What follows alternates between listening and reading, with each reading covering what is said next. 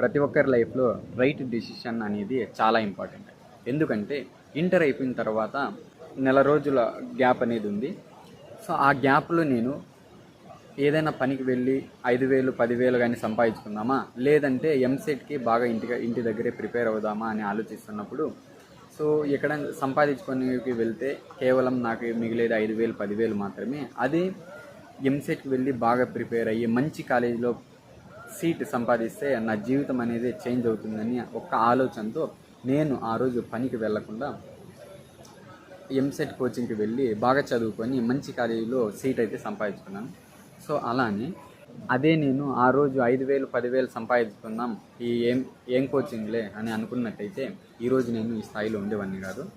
So మీరు కూడా ఏదైనా పని చేయాలని అనుకున్నప్పుడు ఎవరిని అడగడం అవసరం లేదు. మీ మనసుకు మీరు అడగండి.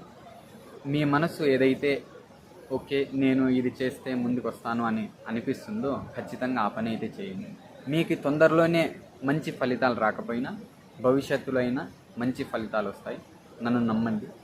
సో వీడియో నచ్చినట్లయితే లైక్ చేయండి, షేర్ చేయండి, కామెంట్ చేయండి, ఫాలో అయితే తప్పకుండా చేయండి.